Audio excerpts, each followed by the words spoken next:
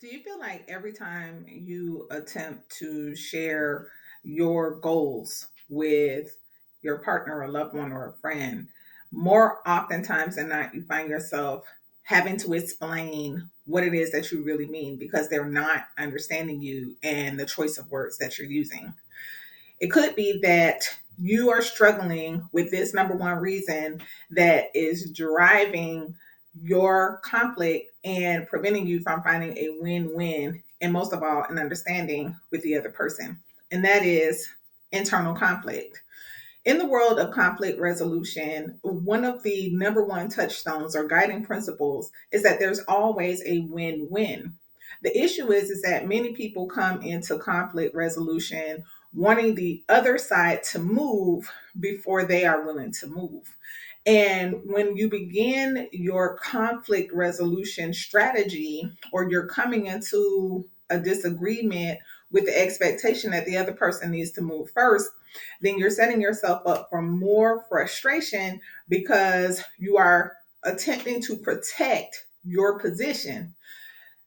What's actually more powerful and more effective is for you to first get really, really clear on what your goals are. This is where I talk about the compassionate confrontation.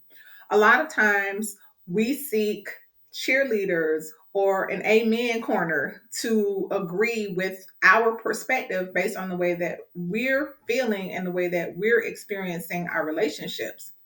The problem with that is that an amen corner will not confront you when you're saying two things that are inherently in conflict with one another. Or as the old folks used to say in my community, you're talking out of both sides of your mouth. The role of the conflict resolution expert is to help you see your own conflict, how you are communicating two very different and conflicting goals because you haven't first gotten clear within yourself. What is it that I really want here? What is it that I'm actually afraid of? What is it that makes me feel insecure in this relationship that I don't want the other person taking advantage of? A lot of times, the things that we perceive as weaknesses or as vulnerabilities are actually the key to finding the win win. Helping to get over the fear of being taken advantage of or the fear of appearing weak is what you have to do for yourself in having the conversation and accepting, okay, it's okay for me to feel afraid in this situation. It's okay for me to feel vulnerable in this situation. But do I allow this fear or this vulnerability to become a barrier to connection in this relationship? Do I continue to hide this thing that I'm afraid of at the expense of the relationship?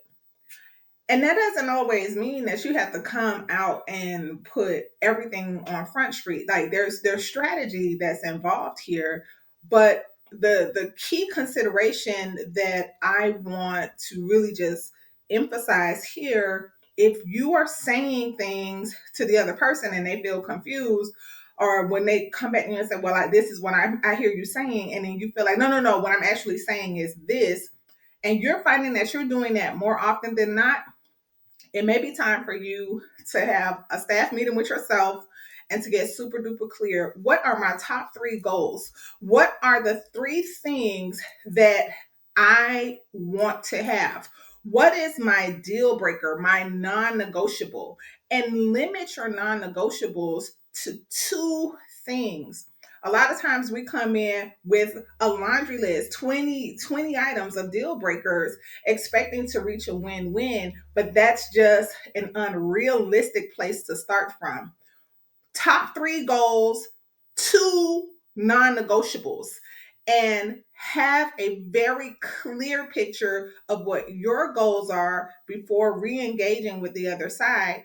And you will have a better opportunity to find that win win that you both are looking for. Be blessed and encouraged.